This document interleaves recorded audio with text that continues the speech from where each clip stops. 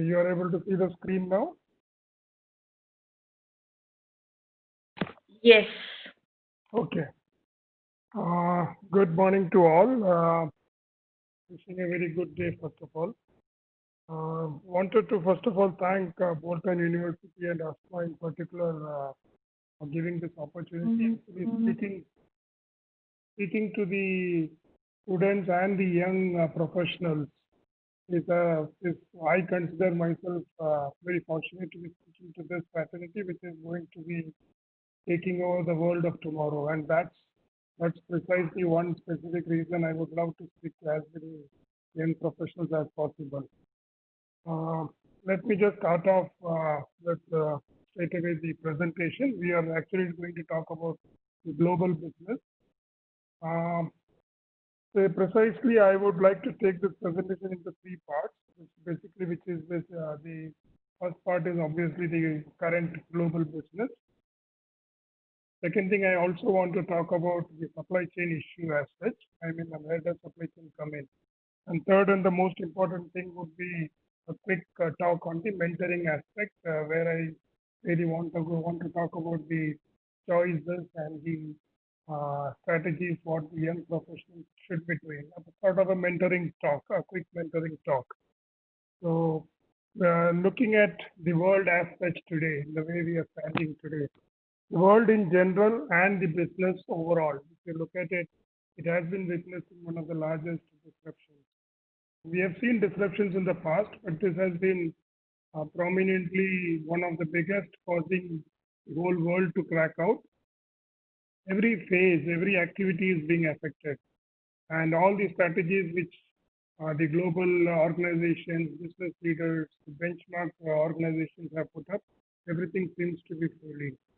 And in today's increasingly complex and a digitally driven business, I would call it as a digitally driven business, and specifically where we have been focusing much on globalizations in the last few years, where people and the individuals and the organizations have been trying to position themselves competitively across the world.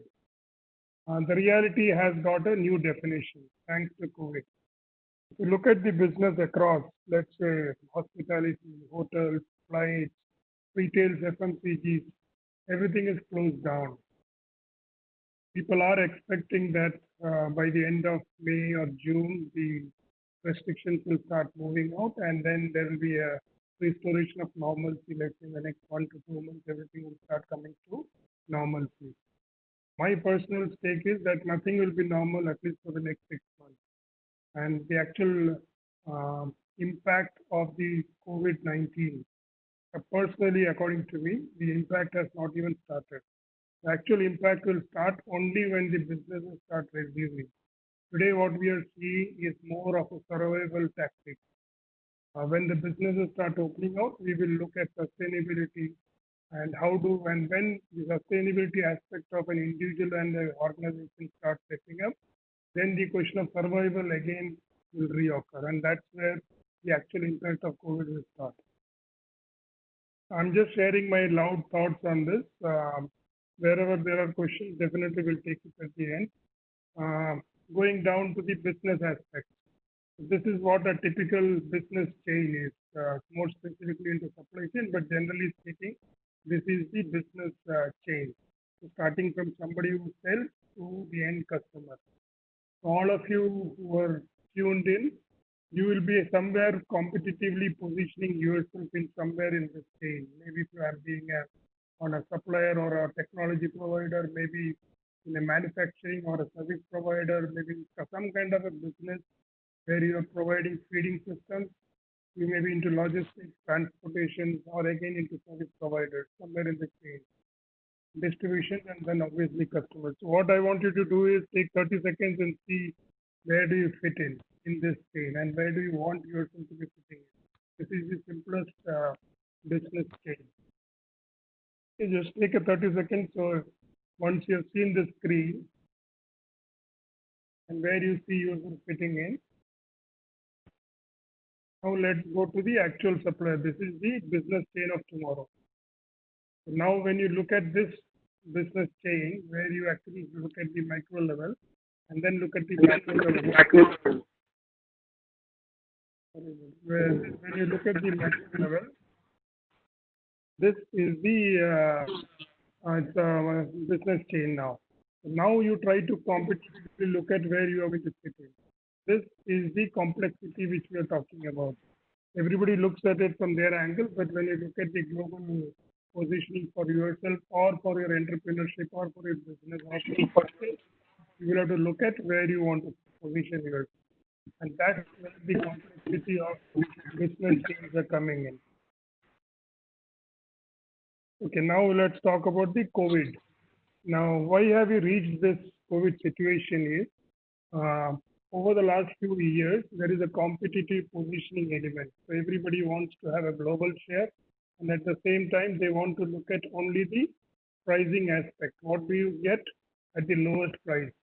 And what has actually done, what the world has done because of that is they have democratized the entire business economy into certain restricted markets where the China sits in, for example. So where does China sit in? So if you look at the last 10 years, let's say 10 to 15 years, China was doing, China was looking at the global business, they were at about 3-4%. When you look at the current last year, they have moved up from 4 to 15%, which is almost at par with the world's best. So what has the organizations or businesses done is they have moved to a certain specific country without looking at the risk aspect. Why I bring this into the picture is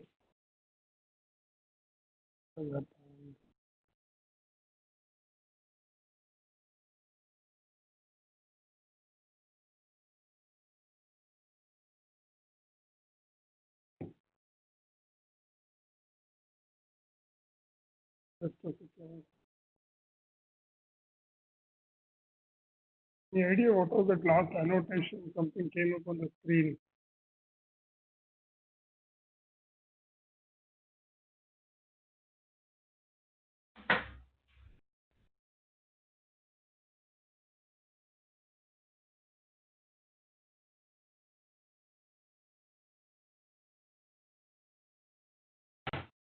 Just double click and it will go, sir.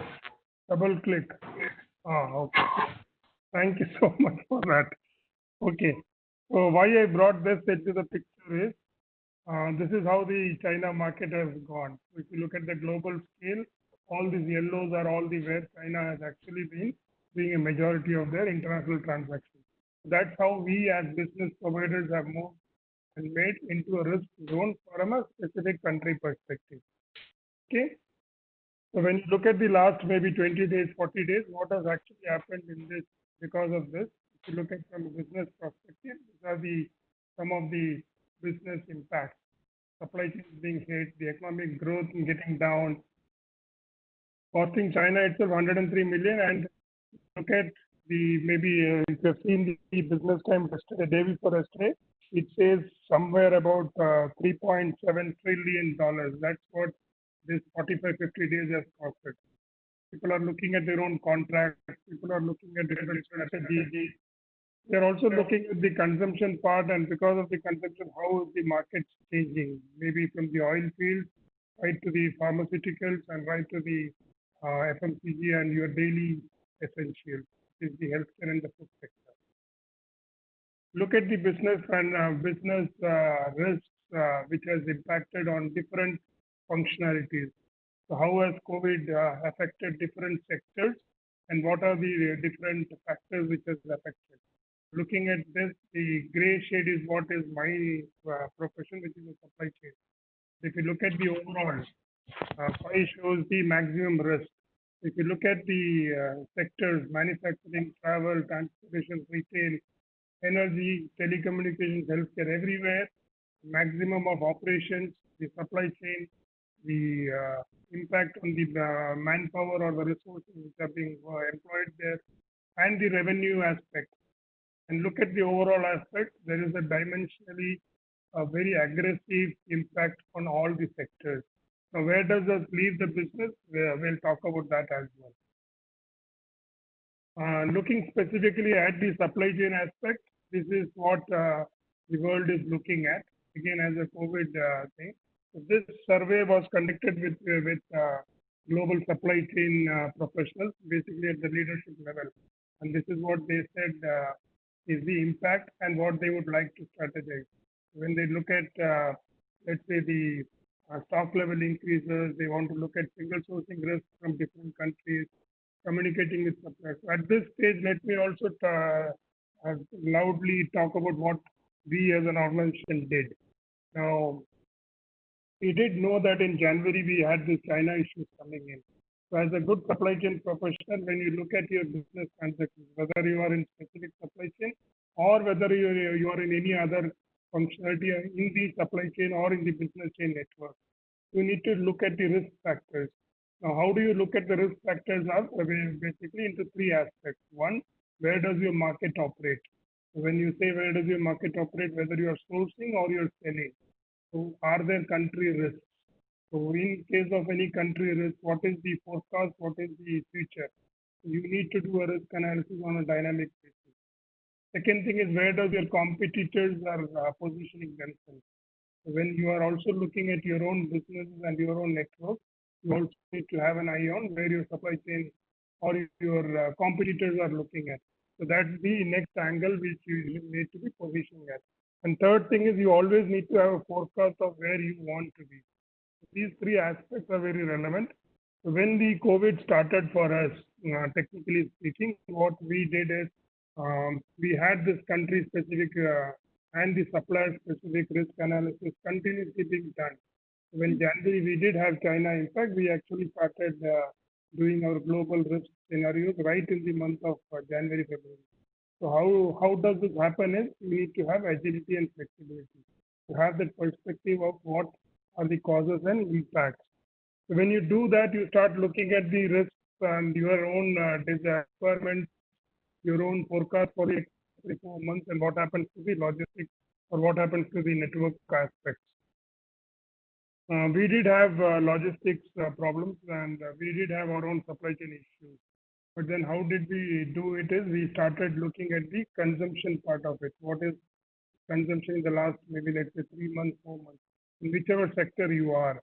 And then based on that, how do you project your requirements for the next 3 4 months? So do you do a critical analytics? So a risk critical analytics for the demand perspective is where you bring in saying that, okay, what are your demand patterns from either a country specific or from a supplier perspective? How do you build that up? So how much do you want to actually stock or how much you want to put it in transit? That is also the time when the logistics was tying up the network. So maybe also from that respect, how do you make sure that you are actually partnering with your logistics providers? How do you make sure that you consolidate shipments? How do you look at fighters? How do you look at the, let's say, the geographical boundaries? How do you look at the demographic boundaries? So those are some kind of a sectorial outlook. Now, EGA, where we work, this is the world's largest single-site aluminum smelter. And our requirement of materials, when you start looking at materials, we require on an average anywhere between 60,000 to 75,000 materials almost on a daily basis.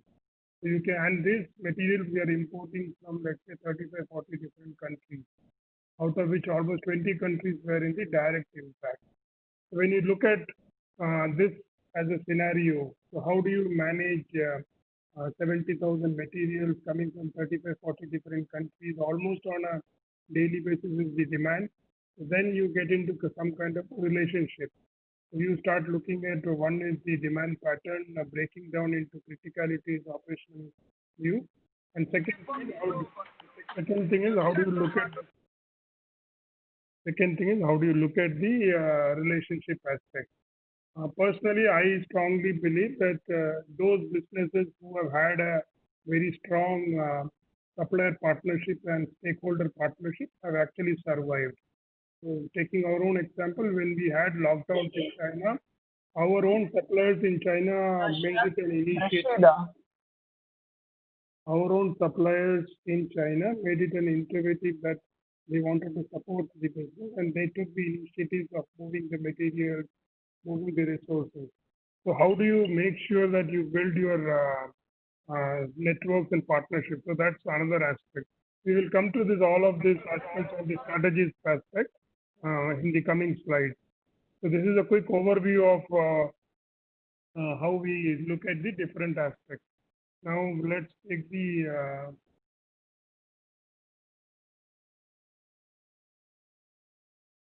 okay. Now this is for the business professionals and the entrepreneurs. Now, what are the various areas where we are going to strategize, let's say currently and for the coming 3-4 months? So one is looking at, as we explained just now, prioritizing the high-risk supplies by geography, which is basically country risk. Second thing is also looking at your suppliers tier 1. Now, people who understand supplier tiers, what happens is typically in the Middle East, we are more focused on the tier 1 suppliers. So this being more of a trading zones, we look at who is our direct suppliers. So from a manufacturing perspective and from a business perspective, when a COVID supply chain disruption happens, we typically start pursuing our relationship and partnership with our tier 1 suppliers. And when they lock down, we also lock down for the simple reason that we do not have the transparency or the data which goes behind to the tier 2 and tier 3 suppliers. So what EGA or what personally we have done is we have built our network right up to tier 3. So in case if anything happens, let's say in one particular geography of a world, then you start looking at the tier 2 and tier 3. You also start building your inventories, whether it is your buying in supply consignment or whether it is a finished goods consignment. Today, when you walk into the stores, when all the flights are locked out, you still get your resources. And basically that looking at the finished good resources. Data management and technology as the forecast and the stock levels. This is basically spend and consumption demand supply analytics. Again, having a clear transparency, a control on the data. Again, I'll come to this slide more in detail. Communication channels with your suppliers partner, which is basically building a partnership. I will also delve deeper into the aspect of communication specifically for the younger professionals for taking up the tomorrow's aspect. Alternative supplies and transportation comes as a factor of risk analytics. Again, this is one key aspect where businesses today and the professionals today will have to look at it, whether you are looking at it from a customer specific or from your supplier specific. Transit logistics is something which is very critical for a supply chain aspect. So if you're building up stock, if you are a very good supply chain professional, our entire intelligence lies in what materials or what resources are in transit. So typically people look at what is available in my warehouse and what is available in my supplier warehouse. A good intelligent network system will also have to look at what you are loading into the transit system, which is basically a very good control for making sure that your stock levels or your investment is very optimal, but at the same time your resource planning and resource mobilization is very ideal.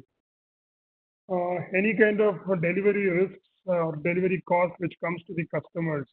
Again, customers being the value aspect. So today, businesses across and supply chain professionals across are looking at the aspect of how do we add value, because today when all the businesses are down, we as a supply chain, when we are looking for support, it is the suppliers who are going to stand up is the ones which we are going to look at.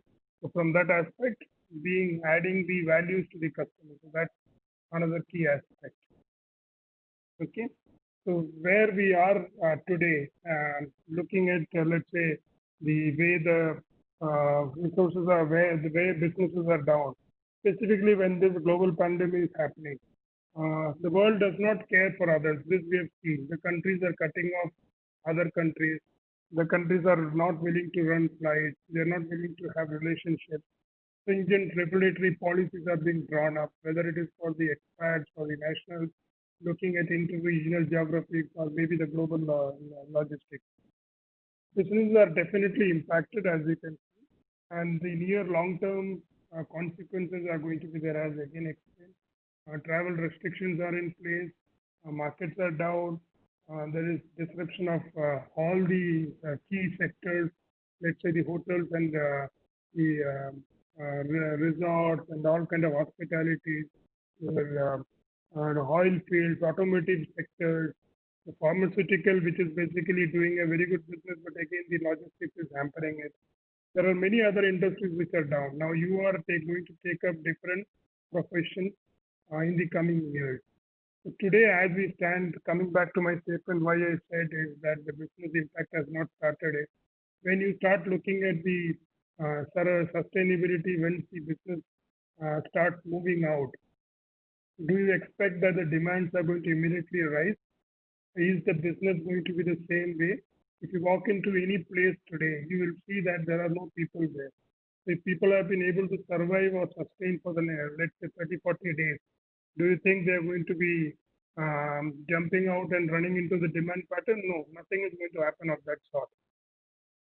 So with that context, and with that, with the very unreliable, a very uncharacteristic future in ahead, professionals as such and students as such, the biggest aspect today is transformation. So that's my question today. Are we all ready for transformation? So let's do a quick chat on the transformation. Let me share my thoughts on that. Transformation for you, as we stand, whatever we have done today so far, that's not how the business is going to run tomorrow.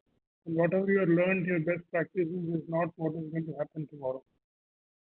For you to keep yourself agile, adaptive, let's say adapt, competitive, competent, well connected, well informed, and to be all about that, if you're going to survive, the biggest aspect is, are you going to be visible in the market as a professional, as a talent, as a business, as an entrepreneur, in whatever angle, are you going to be visible? So how are you going to do that? Enablers, are you going to be an enabler? So that's another big aspect about it. There are things which are bursting inside you which needs to come out. So how do you make sure that you make yourself available? Healthy mindset, that's one big aspect which again you need to have. So when I talk about all these things, one common word that connects all this is choice. Why I specifically mention about choice is every successful person today makes a choice, and it is drawn based on decision making. And everybody who says that others have succeeded and we have not, it all comes back to one single word, which is choice. And why do I emphasize on this choice is because in all aspects, the choices become meaningful only when you are connecting that to some extent of rightfulness of what you want to do, a fairness of what you want to achieve. All of us today, when the COVID gets over, and maybe even today as we go around, we all as humans will have one particular character. Maybe it is fear, joy, apprehension, happy, anxiety, excitement, whatever you want to call it. But then there are two big aspects above that, which is called as confusion and complexity. So people are going to talk about it saying that, oh, I could have done this way, I could have done that way. So when we talk about all these aspects, the wisest and most motivating thing to today is to think judiciously and take a decision. And that comes back to the word choice. Okay? So how do we do about that? How do we go about transformation? So there are four key aspects to this. Basically, which is basically what and where. That is one aspect. Today, if COVID has happened, and maybe tomorrow any other disruption happens, or for that matter, when you are working in your own field, let's say COVID did not happen and you want to do something different, or you get some kind of a challenge. So how are you going to solve that? How do you resolve that? How do you bring your mindset into the picture?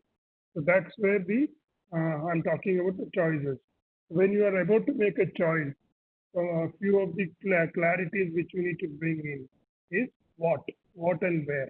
What you need to do or where you need to do. Where is the confusion? What is the bottleneck and how do you do that? That's the fundamental aspect you need to answer. People tend to make decisions very quickly today. People are all agile and mobile. and they want to trust their mindset, which I fully agree. But again, are we doing it consciously? So that's the biggest question. Before we do anything, can we also think for a minute when it is to be done? Do we have to react immediately? And if at all, if we are going to do the changes, whether it's a question of solving a challenge, or whether you're walking across, or whether you are resolving a business transformation, when are we going to do it, and how are we, what and where are we going to tackle that? The next best thing is who is going to do this. Okay, the next best thing is who is going to do this. Can we have the audio down, please? Okay, so who is going to do this? So again, when we are looking at the structural mindset, a very formal structural thinking of mindset, we have to also look at who is going to do this. So are we going to take the challenge ourselves? Excited? Yes, we will. But can we do it on our own? So can we be the enablers by making sure that we collaborate, cooperate, or even coordinate? So that aspect also has to be brought in picture. And the last part of it is obviously the planning aspect, which brings everything together. This is a very key element for me, which I look at it. So when you are taking decisions in your own day-to-day, either it is a life or whether it is at work or whether it is even in your college or university. When you look at change enablers, or whether when you look at decision making, when you look at the aspects of making a call, you will also have to think about how you are fine-tuning your mindset. And this mindset comes from the 5 aspects. Now, how are we going to build what you need to? Now, as a young professional, you have certain things which you want to achieve. Now, how do we achieve that? How do we go about it? So this is the 5 building blocks which personally I follow. So that is what I am trying to impress upon your mindsets, to make sure that if at all, if you are setting yourself for a short, long term, your own goals, whether it's in your business, whether it's in your university life, or whether it's on a day-to-day simple life aspect, you need to have a mental mindset of having these 5 enablers. What are those 5 enablers is? First is the awareness. Now, why I call it as awareness is, whenever you want to take a decision, taking the decision is going to be inevitable. Now, how we are going to form our comfort zones to make sure that we are comfortable in knowing exactly what we want to do and how do we do about it, which we just now spoke about it. And second thing is, when also in the aspect of awareness, we accept what we want to do. To give you a very, very stupid, simple example of this is, when you get up in the morning, the first thing you do is you go to the washroom and brush your teeth. The aspect of brushing the teeth has come to you as a habit, because the awareness starts right from the young days, when we are told that the morning the first thing we do is we go and brush our teeth. It doesn't make any big difference if you get up at 11 o'clock and then brush your teeth. Why I'm giving you the stupid example is, our mindset is locked to the way what we assume and what we think, and what we enable our mindset to say that this is the way we need to do it. So unless you bring that kind of a confidence into your own mindset, that particular thing is called as awareness. So you need to have that. Desire. Once you know that this is what you want to do, how are you going to pursue that? Seeing the bigger picture.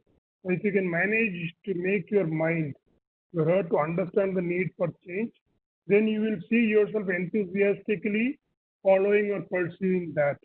The bigger word is passion, obviously, but then let's keep passion aside for a minute. So basically, when you want to do something, how do you bring about a hunger to do that? Is basically by increasing or by aggravating your desire. Whether it's a change project or whether it's your initial thing of enabling a decision making. So bring desire into that. How do you make sure that you are very competitive and skilled enough to make decisions, so that whatever you have, you are aware that you want to do this, and whatever is your goal and whatever is your desire. So bringing about the next aspect is the knowledge aspect. So knowledge, why I keep on emphasizing, would be that the change or any aspect which comes into picture, the learning aspect is very, very key. There is a structural way of doing everything, a professional way of doing everything. And to do that, The biggest aspect are two things in every individual. One is the body and the second is the mind. Training our body and the mind to it is where we bring about knowledge. So way of doing it and the way of thinking about it and getting every information that is available to ensure that we know how to make decisions.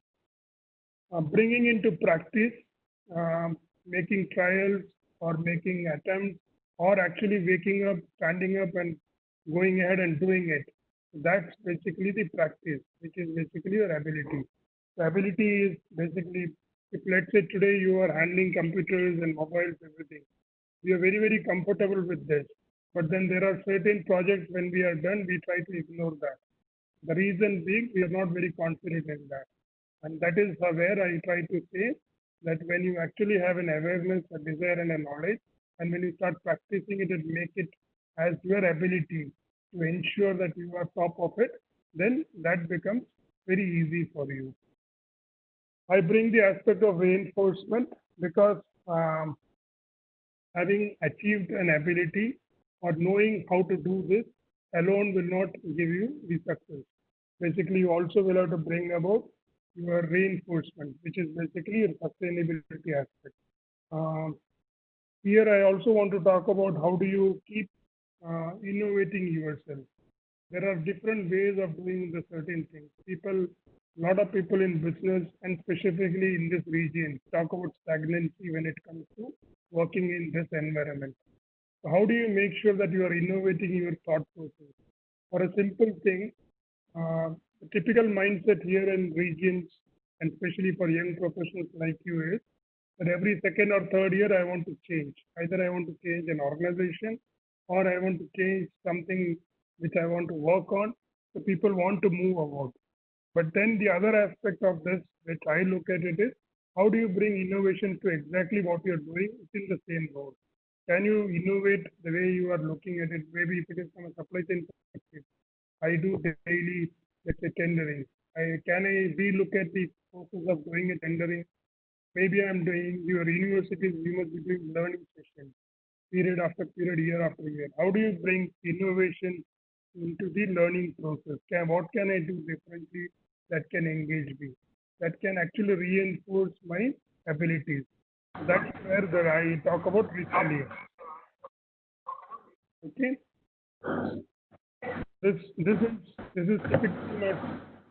Can we have the sound down, please?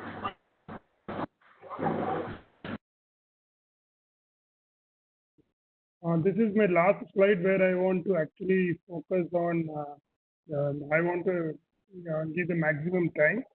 Um, as a mentor now, I'm going to say that if you are going to take the world of future, which is basically, let's say, as I said, after July, let's say the next 1.5 years, 2 years, 3 years, if the businesses are changing and the way the business is going to happen is going to change, and you as a professional are going to bring some kind of actions or maybe some kind of enablers, then according to me, there are 5 individual aspects which you need to bring in. And if you're working, there are 5 aspects, specifically in supply chain, there are 5 aspects which you need to be on top of it. So let's talk about these 5 enablers in an individual as you tackle the future, which is basically the post-COVID. Okay, so there is collaboration obviously, but let me first talk about the logical mindset. Any individual and specifically young professionals like you, uh, there has to be a logical mindset. Now, what is logical mindset is a structural way of approaching everything. You would be dealing with different functionalities, even in your own university branch line, whatever you're studying in, whether it's supply chain or any other. The focus is completely on your profession, but then a logical mindset of how the business works or how your function collaborates with other functions. That's very, very critical. People will have a very core area of your own functionalities, but unless you know how the documentation flow, how the process flow, what are the enablers for others, what are the key drivers for others, unless you know that, you will not be able to mold yourself into managing the business or managing the world the way it is going to be. Okay. Now, we could talk about if you are in supply chain now, specifically if you are in supply chain, the other functionalities as a logical mindset. Again, I'm talking about logical mindset. You need to know about how the demand planning is done. You need to know how a sourcing strategy is made. Why should I buy from him or why should I buy from her? If you're buying a kg of sugar daily, why do you buy from the grocery shop down? And if you're buying a monthly grocery, why do you buy from that specific market? If you're buying your engine equipment, why do you buy from China or why are you going to develop it locally? In case if I do it locally, what are the processes and pros and cons? So logical mindset of just not following the process or the protocol, but also knowing the entire business cycle or the complete logical cycle. So logical mindset from that aspect is going to be very, very critical. The essence, if you need to know what will be the cause of this impact is, let's say if you're working or if you're talking in a networking session, you should be as comfortable discussing, let's say, a capital financial statement. I'm just giving an example. With your financial professional, as much as you are talking about your own profession. I mean, if you are in supply chain, let's say you talk about sourcing, you should be as comfortable talking about financial statements with a financial colleague, or maybe about talent planning with an HR professional. You don't need to be an expert in that, but as an individual for tomorrow, you will have to know the entire 360 logical cycle of every business or every aspect. I will come back to collaboration. Let's talk about agility. Now, agility, is it speed or is it or if I take a decision quickly and I'm able to deliver results, is that agility? May or may not be. For me, the agility is using the time factor, the ability to respond to new opportunities. Now, today, when I spoke about my own organization with reference to COVID-19, so how did you respond? How did you forecast what is going to happen? One vibration in China, can you at least forecast what's going to happen in Italy or what's going to happen in France? Are you willing to take that call? How are you able to predict? How are you able to respond? How are you able to look at demand pattern in case if there is a demand change? What is likely to happen and how soon or how quickly you are able to take a decision? If you're talking to, let's say, your area owners or your, let's say, the stakeholders, if you notice something different, if you notice the slightest of a risk, can you take a decision? Can you enable yourself to gather information and take a decision? To build the essence of agility, according to me, you will have to invest again your mindset, obviously, and the knowledge, but then also you'll have to look at a deeper understanding of where your personal individual role fits in, the environment which is around you, the people who are around you. All these factors come into picture when you continuously invest yourself. So agility is not something that you just take a call tomorrow. You will have to build up everything, all of this. You will also have to consciously know about your limitations, because if you know your limitations, then you will take a decision fairly. Without taking a decision, if you are just working on it, agility will be a disaster. You will also have to look at like COVID-19 when it came. What are the opportunities in this time of crisis? Or who is surviving and how can we be different and make sure that we still sustain? So these aspects are looking at the entire SWOT analysis, bringing out your professional enablers, your professional mindset to act reactively and responsively to any environment or any situation. That's where the agility comes in. And you will have to read a lot, you will have to talk a lot, you will have to, I would also suggest you have to write a lot, you have to talk to people, you have to go into the environment where challenges, opportunities are, talk to professionals, talk to industry, bring about your mindset change, bring out information that you can harness, where you are able to think loud and you can take decisions. That's where my aspect of agility comes in. And that's going to be a very, very key enabler in the days to come. Now, communication. Now, there are a lot of courses on communications, and people do talk about communications, and people have a lot of skill sets, and people do say that I have a very good communication because I'm a very good talker. I I strongly will say that a good communication is not just about talking or let's say about writing or about communicating what you want to communicate. An important aspect today in the post-COVID is also about feedback system. How are you going to feel the touch of your people around or your stakeholders, whether it's a customer, whether it's within your own organization or within your fraternity, if you're in the university itself? Project, how are your university professors? How are your colleagues? How are your systems going to, if at all, if you're communicating something, what is the feedback system? How do you make sure that you are in touch? I mean, in terms of if you, let's say, respond, or if you let's say you get a communication from somebody, are you able to respond to that person? In a supply chain system, response to a supplier or response to a stakeholder or response to a customer? Are you going to be blind or are you going to be silent? So communication is just not about writing or talking. It is to make sure at any point of time you are in touch with your customer or with your stakeholders or even with the people whom or even the systems with whom you want to be in touch. How do you be personal at times? How do you be formal at times? That's another aspect.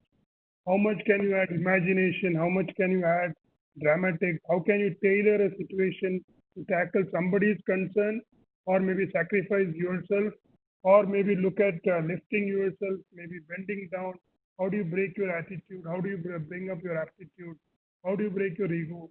All these aspects come into communication. Communication is not just about talking. You need to have a clear aspect of how the world is going to work. And specifically, when I say the world, the people, the businesses, everything around you. That's going to be a very, very key enabler. Now, let's come to collaboration. Now, when you talk about collaboration, we spoke about people here in communication. We spoke about speed and response. We also spoke about logical mindset. So, good collaboration, as we understand, is having a good rapport with some of our stakeholders or maybe let's say having a good way of coordination with people. This is what we call it as collaboration in a grammatical way. In a professional way, this is what we call it as a collaboration. Now, I want to go one step further, COVID-19 and post-COVID-19 supply disruption. My angle of collaboration from a leadership perspective, if all of us are leaders in their own aspect, my aspect of collaboration is to ensure that all your third parties, whether it's your professor and your guide, whether it's a professor and the faculty, or whether if you are in a supply chain, whether it's my warehouse guy and my, let's say, financial guy, how are the third parties going to collaborate with each other? I mean, for me, my supplier has to make sure that he collaborates very well with my finance guy. Me collaborating very well with my supplier and me collaborating with my finance guy. That is good collaboration, but for me, that is not the definition of a collaboration. My collaboration goes further beyond, where we are able to bring out our skill set, where we are able to bring our skill set and competencies to make sure that all the interested stakeholders, all the interested people, we are able to lift them to a standard level where they are able to collaborate each other. So we should be able to make resources work with each other, whether it is technology or non-technology, whether it is human resources or not. The collaboration aspect has to bring that aspect where we are able to ensure that each others who are in whom we have our interest, they are able to collaborate. Collaborations are going to be our individual powers. This is, again, we have to build up our power to talk or deal with someone and enable them to talk to each other. Going forward, our power to collaboration with multiple third parties. For me, this is going to be a very key enabler in the coming months. The last aspect is the visibility aspect. Now, this is one of the very, very key aspects for all of you professionals. How are you going to make sure that you are visible to everybody, whether it's your own university campus or when you start working? How is it? So when I say visible, it does not mean sending out, let's say, 5 notes or shouting or giving remarks or giving up. It's not that. For all of us, at some stage, we always feel that maybe we are not feeling unappreciated. Maybe we are invisible. So how are we going to make sure that we are going to raise our visibility? In order for people to notice you and to realize what a valuable student or what a valuable person or what you will employee you are. It is not enough just to, let's say, arrive on time in classes or arrive on, let's say, making things happen on time or putting our head down and working sincerely and dedicated. See, there are a lot of people who are going to do this. There are a lot of students who do this.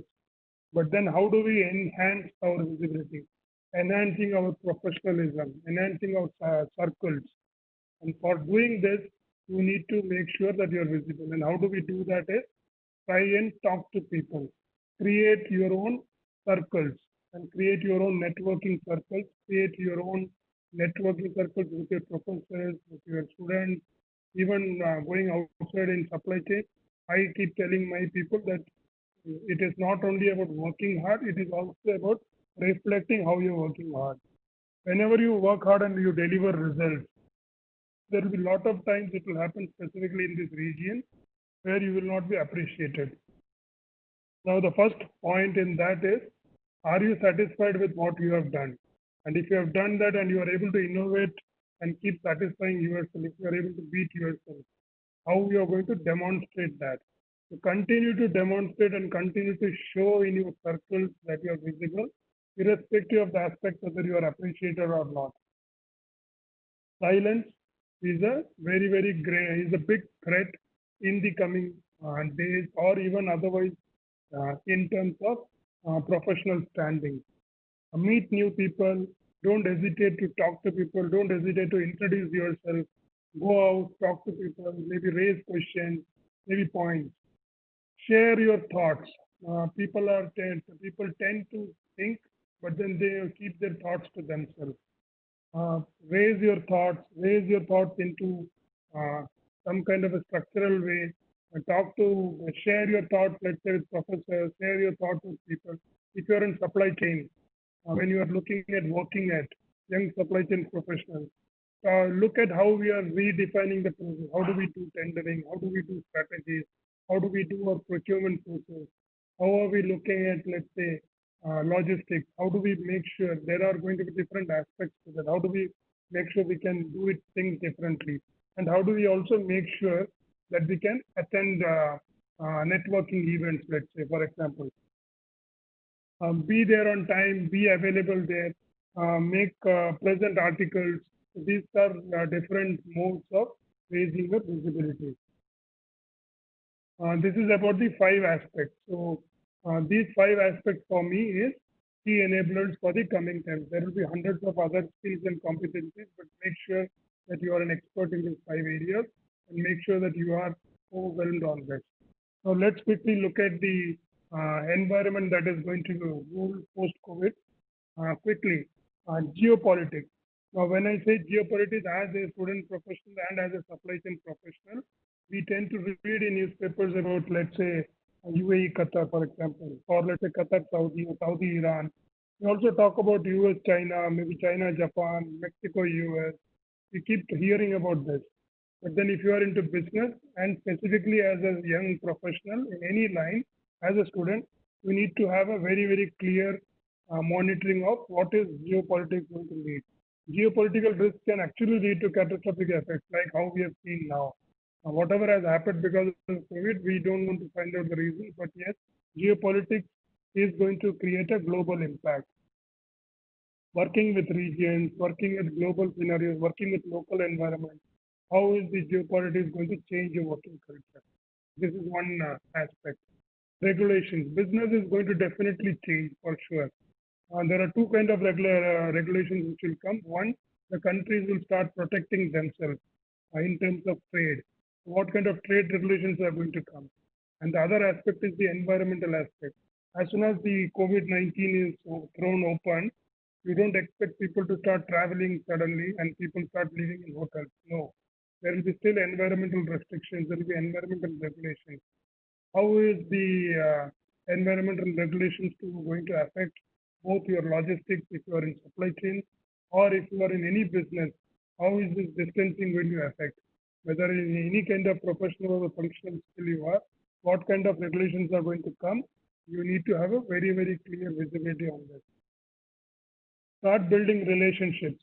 And relationships is not just about being partners, but at the end of the day, let's say even in supply chain, for example, we all have contracts in paper. We have paper contracts and we are holding to our papers. And most of the world, people are still holding on to their contracts, but nothing is working. Only those organizations are able to survive where the contracts have gone from paper more into relationships. So we will have to start talking about and making relationships. And I've already shared what kind of mindset you need to have in terms of collaboration, logical mental agility. So you start building your the relationship. Information is a very key aspect. I'm not talking about technology here. Reading newspapers, reading global news, reading the index exchanges, knowing what, where, how it is happening, gathering information is a very, very key. Without information, you will never know what your customer wants, what materials are in transit. You will never know what materials are being produced. You will never know what kind of demand is coming up. You will never know what kind of demand has changed, what periodicity is coming in. In short, information. It provides not only a clear visibility of where you want to be or what you want to do, it will also help you to enable decisions. Is technology all about information? I have no answer for that. You will have to find out yourself. Technology is one kind of an enabler, but of all the analytics that come out, how much can you make a sense of it and how much can you actually drive the way you're going to work or the way your interested stakeholders, whether you are in whether it's your supplier or whether it's your end user or your market, how is it going to change? So information is a very, very clear thing. Contracts, purely from a supply chain angle, knowing and owning your contract is very, very essential. We all know we make orders, we make contracts. But when suddenly such a disruption happens, everybody starts looking for clauses. Oh, I missed this clause. I missed that clause. I'm not very sure how many of you are from supply chain, but then we all talk about force majeure clauses today. 90% of the supply chain professionals today, when you look at it, they all are referring to force majeure clauses. If you had put the clause right in the first place, we would not be having to think so much about the force majeure clauses. We tend to copy paste what our legal teams are giving us, but then there are always clauses which we need to look at it. And at the end of the day, these are our contracts, we need to own it up. Maybe a contract for termination. If tomorrow, let's say, I don't want to run this contract, or maybe this disruption happens, and then what do I do with that? How do I terminate the contract? Or if a contract termination happens, how do I stand up on that? I should know my contract very well. There will be different governing laws for the contract, but all of them, at the end of the day, the documentation ownership has to come to you. So anything you invest from tomorrow, you will have to own that up. So that's about my aspect about knowing the contract. As a student professional, this is what I tend to follow and I ensure my team follows. Whatever role you are playing in, whether it's even as a student, your actual student role or whether if I'm working in supply chain, my actual role aspect from a value driven process is going to be only 20%. So I do my work, which is only 20% of my entire value addition. I do keep exploring innovations and all, maybe 15%. I do a lot of market surveys, I do supplier surveys, I read a lot, and I make sure that I'm good at my work. So that's 15%. But then how am I going to make myself visible in terms of knowledge gaining and knowledge sharing? So this is where young professionals, millennials will have to play a bigger role. It's not just about doing actually what you want to do. Why I talk about this presenting, sharing, and networking is all about your mindset. Because at the end of the day, what you are going to drive the future will all come from the confidence which you built in. And that will come from the way you stand out or the way your mindset and your body says, I'm standing out. And that's where the aspect of innovating yourself, talking, presenting, sharing, and networking comes in. For me, this is a diversified portfolio for making sure you are engaged, you are enlightened, and you are empowered. This exactly is what our system works. The way our system works is we only know 10% of what we read. We try to gain or ensure that we have 20% of what we hear. 30% what we see, 50% what we hear and see. So typically, if you are only going to read your book and know what your functionality says in the university, you will be knowing 50% of it. But unless you start looking at it, you go beyond, start discussing, start practicing, getting into networks, you will not realize where you are or what you are or what you want to achieve. This is a typical corporate traditional formula of winning, which is basically a big talk. You make sure that you make a lot of wins, you participate in trainings, and you get your improved value. This is how the corporate works. For me, it doesn't work like this. For me, it works on making mistakes. So go out and don't hesitate to make mistakes, because when you start making mistakes, it means you're experiencing and you are trying to put into practice. The more you practice, the more you will engage, keep yourself engaged. And that's the only way of getting into demonstrating what is your perfection in terms of practice. That is going to be the sustained value for future. Okay, so that's all from me, guys. Open for questions, anything. Thank you.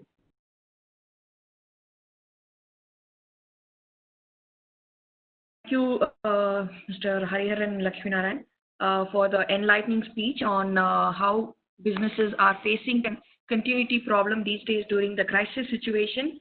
It was really enlightening. Students, do you have any questions? Please switch on your mic and you can ask the question one by one.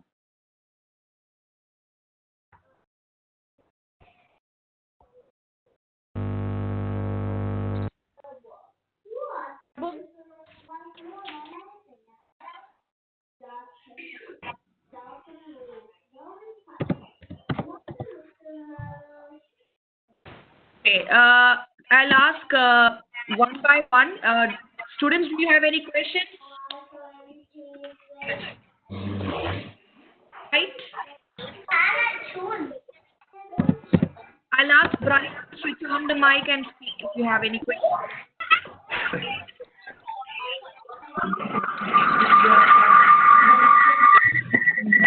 Okay, switch off that mic, please.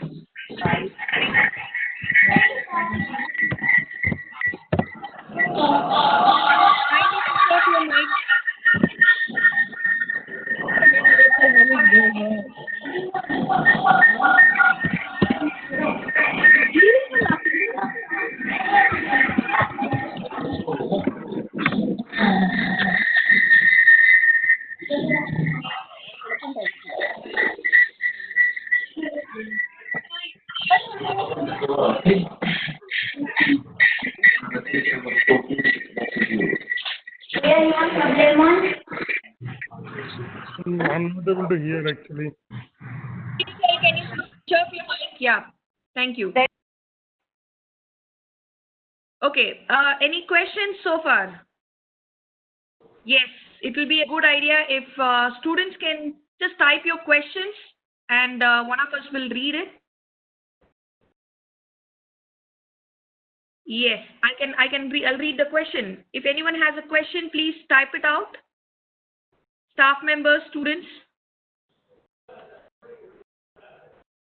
Okay, as a staff member, I would ask from an industry perspective, how do you see this COVID do you see this as a challenge or do you see this as an opportunity? Okay. This is Asma, is it? Yes.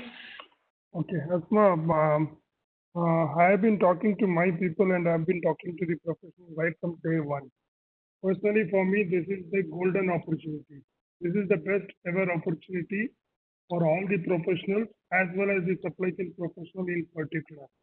When everything is down, this is where actually you need to elevate yourself. This is where nobody is going to notice what people are going to come out with excuses. Markets are down, lockouts are happening, logistics is blocked out. Cost is going up definitely in terms of logistics, in terms of even supply chain. The payment terms, all your suppliers are suffering. The biggest aspect is how do you bring also the ethics into picture. So are you able to make sure that you're able to stand on your own? Are you able to raise your possibility of making things as an enabler?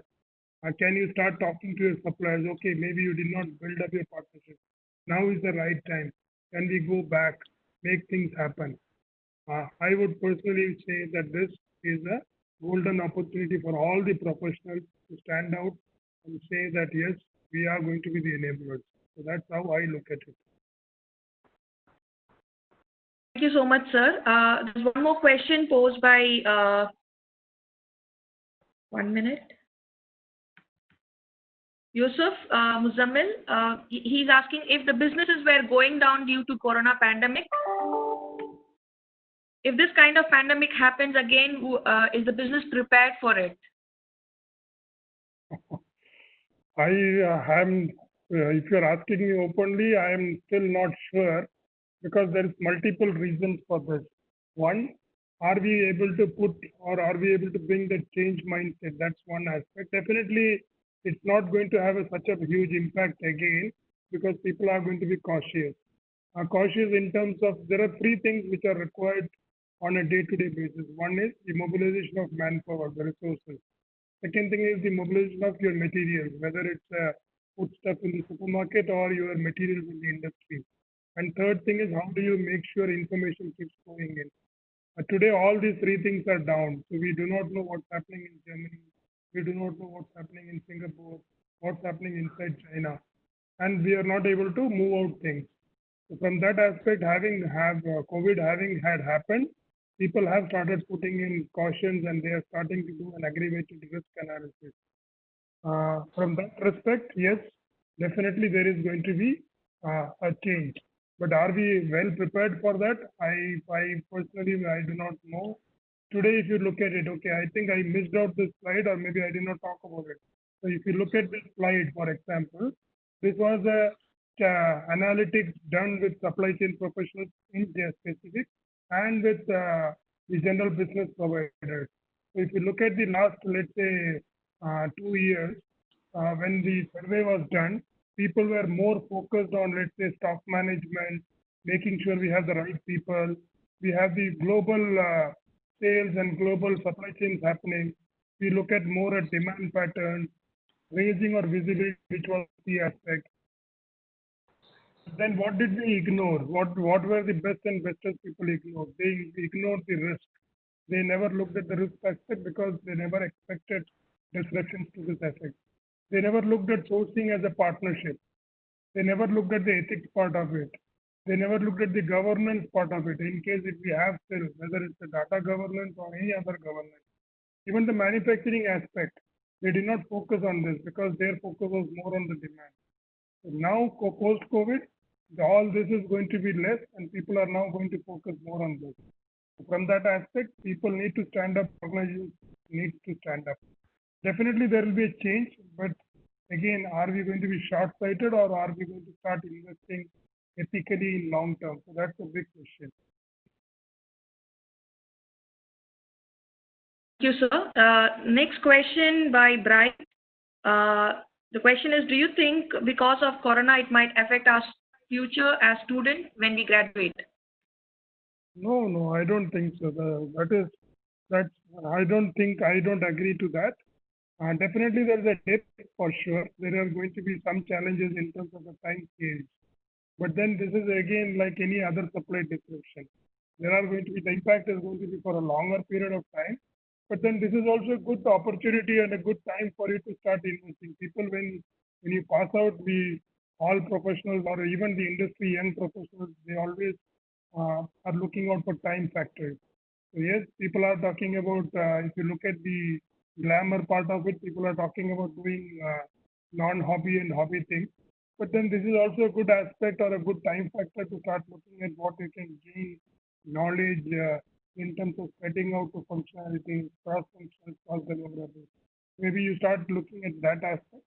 Nothing is going to change. I think from the professional angle or from the student's angle, I don't think there is going to be a big impact. Yes, there is going to be a dip for the next 3-4 months, but this is a good opportunity and a good lesson for all of us to start looking at and focusing it for the future.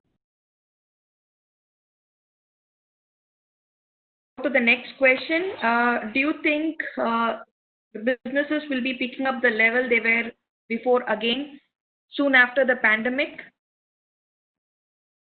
Personally, if you ask me, the whole of 2021, nothing will happen. Because for me, according to me, first and foremost is the boundaries have to be cut and logistics has to start moving in. And that will happen only maybe in the next, let's say, 1.5, 2 months, maybe June, July, August.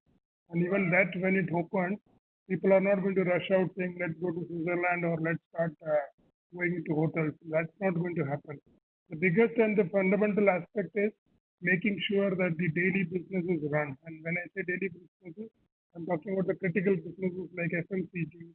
Manufacturing will continue to happen. But the world to return back, FMCG, hospitality, healthcare, industries, service industries, business industries have to start sustaining. And that I think it will take a longer period of time. There will be a lot of confusion. Cost is going to be a big challenge. Talent, availability of people. There are a lot of people who are going to be out of jobs who are going to be in the market. Choosing the right talent in the right place, making sure we do our readjustments to the business. All this will take time. I think it will be much deeper into 2021 before we actually start looking at normalizing the whole environment. The last question I have from Caleb. What measures should the entrepreneurs put in place in such a epidemic situation? I think we did speak about things here. I can share the presentation in any case. Without complicating the whole affair, without going much deeper into the organizational aspect or the business or the entrepreneurship aspect, start looking simply at your demand and your supply. That's the most easiest thing to start with. And then make sure that you are going to have a very key eye on these 5 aspects. Whatever you're doing in terms of your entrepreneurship, with whomever you are signing your deals, you need to know surely how to put in contracts or how do you make sure you're making a buy or sell deals and know your contract. How do you terminate it and what will happen to it in case something happens. So I did share this slide. Look at all these aspects. Start investing in relationships. Keep it simple. Look at all the regulations which are going to keep coming into your business. Don't expect surprises. Make your risk analytics very clear. If you are able to follow these 5 plus 5, 10 things which I've spoken about here, I think it's going to be a simple affair.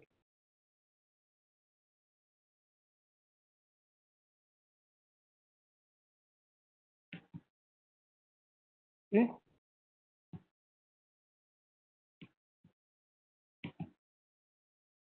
Hello? Yeah. Yeah. So, do we have any further questions from anyone, participants? Okay, we have one last question from Moez. What happens to the stock market after a recession? Good question. If I know the guess, if I can have the answers, maybe I will invest right away. I don't think I have the answer for that. But again, as I said, it's still a question of only a dip for me. The world has to keep continuing. For the next 3 to 6 months, you will still have a bit of inconsistency in the stock market, but then markets will start picking up.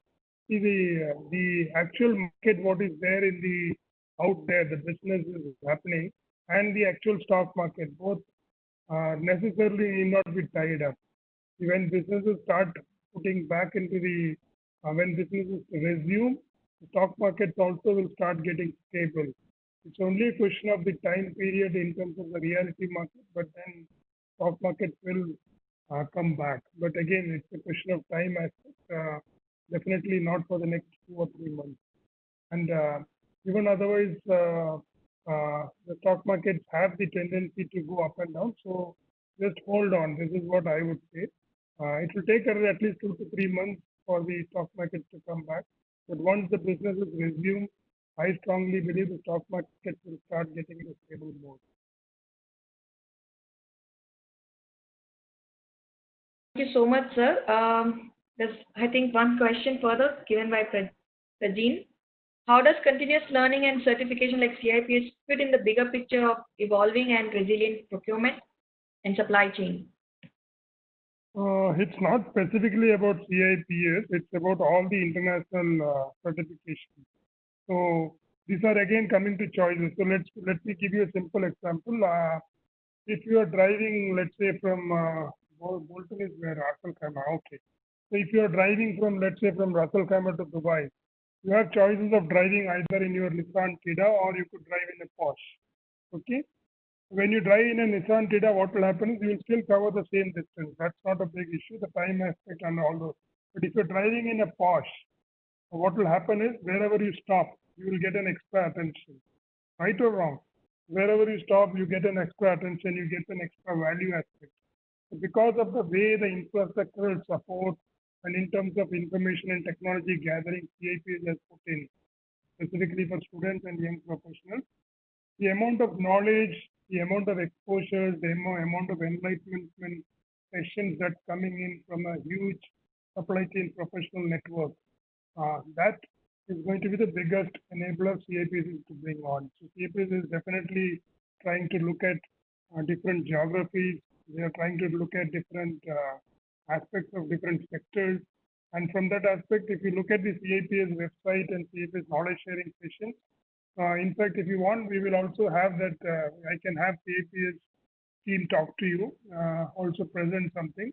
But if you look at CIPS as an institution, I think the largest information and knowledge sharing is coming directly from CIPS almost on a daily basis. So they are doing a continual research and survey and getting into some constructive inputs at student level, at professional level, for entry ordinary people, for experienced professionals, bringing in lot of exposures, cross-functional, cross-demographic, cross-geography.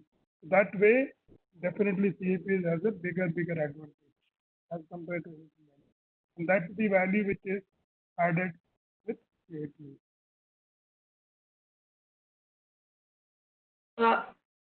Before we, do we have still time to go with more questions, sir? Yeah, I have a meeting at 11, so maybe 5 minutes before 10:50. Another 5 minutes. Okay, I think then we'll take just the last question from Turak.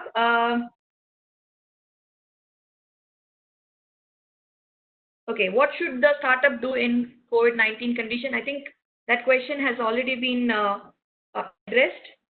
The next question is by Moez. Will there be any changes forced onto business due to COVID-19? There will be definitely regulatory changes for sure. We are still not seeing the regulations changes coming in, though whatever we have noticed now is more of survival. But then regulations are going to come in specifically in terms of environment, both in terms of the environment that is the natural environment in terms of production and in terms of the standards and specifications of pharmaceutical as well as any other product. But also the regulations for doing business is also going to change. The way we are doing business and the way the business is going to happen. And definitely the regulations for each country is also going to change. Everybody is going to start protecting their own trade zones. From that respect as well, there will be definitely trade restrictions and regulations coming in. Thank you so much, sir. I have the last question from Ms. Bala. How companies are improving sustainability with digital technologies? Again, see, the question, okay, it's a good question, but the digital technology is giving a lot of enablers. Okay. At the end of the day, the professionals who are standing in also have to make sure that they use these kind of technologies which is coming out. In terms of sustainability, there are three again aspects, or maybe a couple of aspects which I would say. One definitely is your demand and supply. When we talk about demand, let's say, how much of spend management, and today we realize the more you deeper dive into the spend management. Earlier we used to only talk about 2 or 3 dimensions in spend management, maybe the category and the supplier. But today when you actually do a deep dive into supply management, it goes into much multiple levels of analytics. It's not just about a supplier or a particular category. It also goes to the area, it goes to demographics, it goes to region. It also deep dives the category itself into multiple levels. From that aspect, when you look at sustainability, at the end of the day, the technology will enable you to bring in more information at a more macro level, where you are able to fundamentally derive where you want to invest and how you want to take decisions. So that kind of enabler will definitely come in, and maybe your sustainability levels or your inputs to decision making in sustainability will improve. So that's the biggest enabler that the technology will bring in. And with the amount of data and the amount of information, we have actually globalized everything and we have localized everything. So if you're keeping all that in mind, information today is the key. In that way, sustainability decision making will become much more easier.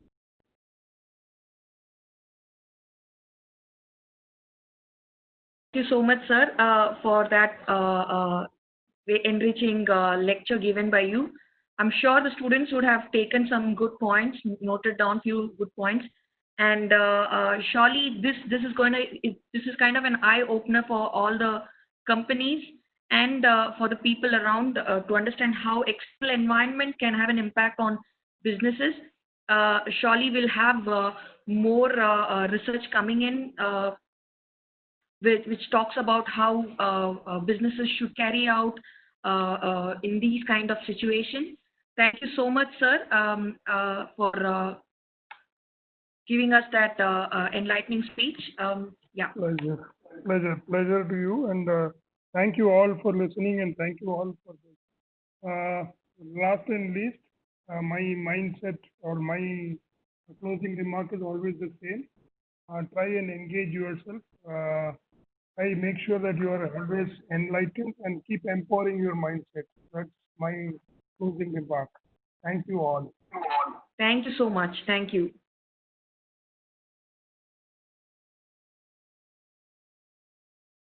Sure.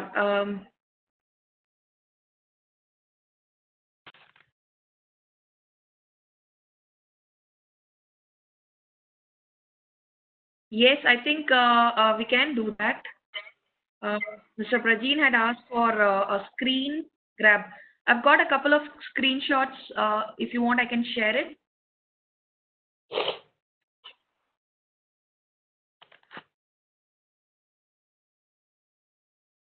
Mr. Prajeen, do you want us to switch on our cameras so that we can take a screen grab? You want?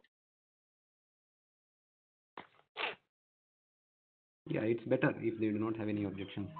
Yes, yeah. So can we have the cameras on? So just take a screen grab.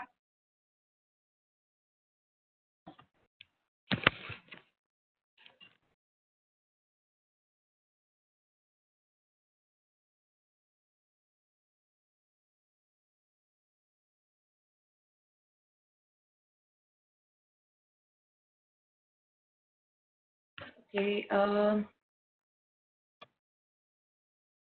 I have.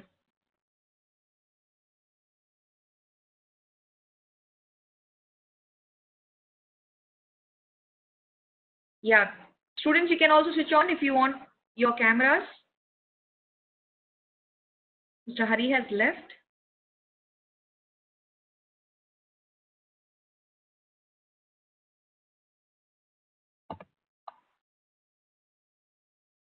Not a problem, Yusuf.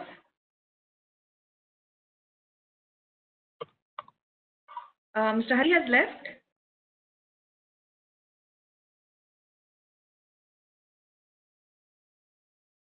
Yes, I think so. So have you, yeah, okay. Have you taken the screenshot if you want?